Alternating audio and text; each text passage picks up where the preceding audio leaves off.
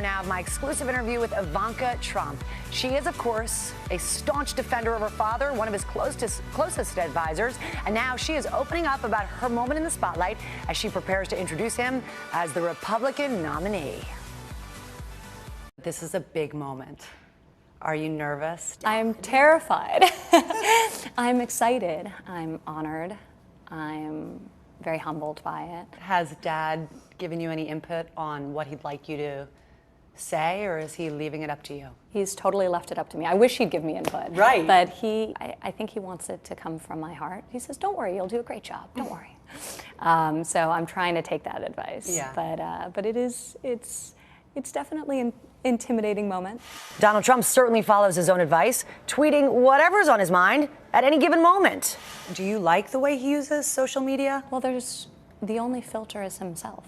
He's able to communicate exactly what he wants to say. It has gotten him into trouble occasionally, but I think much more powerful is the fact that each word isn't carefully being cleared by around 80 different people and distilled to mean almost nothing. He speaks from the brain, he speaks from the heart. He posted a tweet criticizing Hillary Clinton, and he used a Star of David. And you are Jewish, you've converted. Can you understand why that ruffled feathers for the Jewish community? Well, he clearly did not think that was a Star of David. So I think that it should have been taken at face value. That was clearly not the intention. My father's track record of supporting and advocating for Jewish people and for Israel is unimpeachable for a very long time, whether it being the Grand Marshal of the Israel Day Parade to the support that he's offered my husband and myself and our family as a young Jewish couple. I know the person and I know his intent, and you know, I think that was really rather ridiculous. What is the one thing that you want us to hear about your father? I don't know that people appreciate his tremendous empathy and his warmth, but they should. Our country needs a president who's able to dream big, and my father will be able to do that in a very big and a very real way. What role do you see yourself playing in a Trump White House? Right now I take things day by day. I'm not going to get ahead of myself. Can you envision a life in Washington? In the last several years, I've sort of had a life in Washington because we're building the old post office building 2 blocks from the White House. So I'm actually in D.C. at least every other week. I wasn't really talking, you know, I was sort of more talking in I know general. what you're talking about. I know. Very well I'm done trying to now. avoid the question. No, I don't. You've gotten very savvy. No, I just don't know. I have to see. And, you know, right now, obviously, my focus is on being a good mother to my children. She is savvy and a good mother. Her focus Blair's is exclusive interview with Ivanka Trump.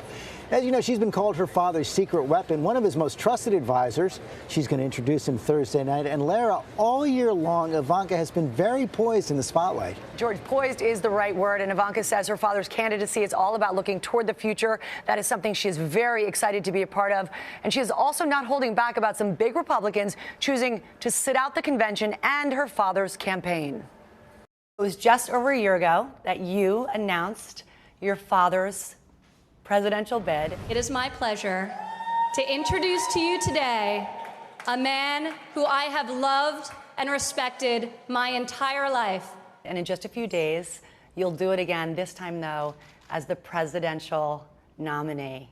What has this year been like for you? It's almost impossible to describe, to meet so many people, to hear their enthusiasm for his candidacy. He's the messenger of the people. He's the people's candidate. Do you worry about his safety? This young man allegedly had been targeting Trump for some time. You also had a man try to rush the stage at an Ohio rally. We live in scary times. I worry about the safety of my father, but I worry about the safety of every American, including my children and myself, my family. This convention will come to order. I do want to ask you about the convention. The Bush family, Mitt Romney, John McCain, not attending. What do you think it is about your father that makes him such a polarizing figure? My father is an outsider.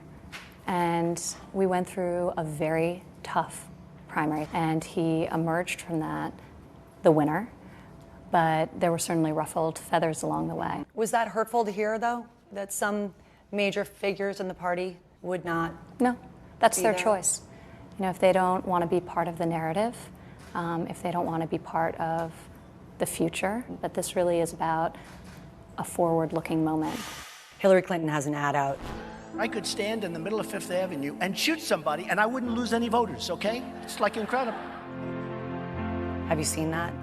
I have seen that, yes.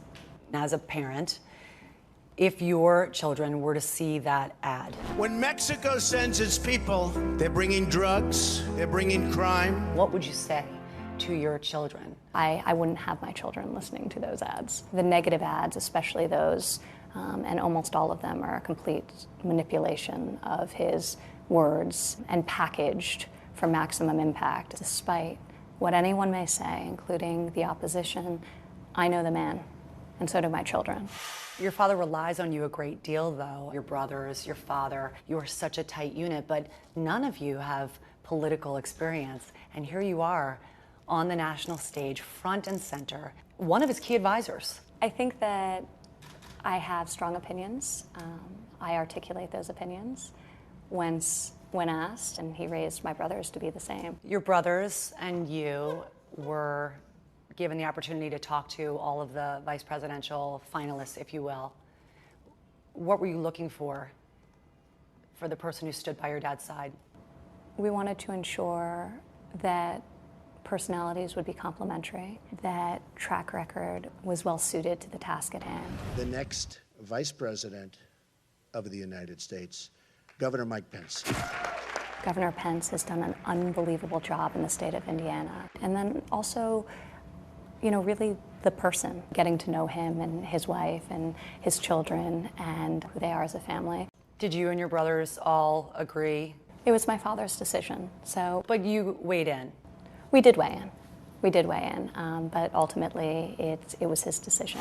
Have you given him advice on how to change the perception that some women have about him?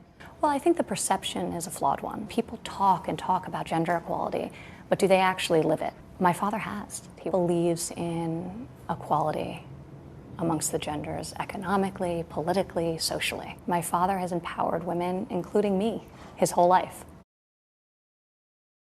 And we will have more of my exclusive interview with Ivanka Trump. She is opening up about her big speech and her father's tweets coming up in our next hour. We're going to get right back to you, though. George and Robin in Cleveland.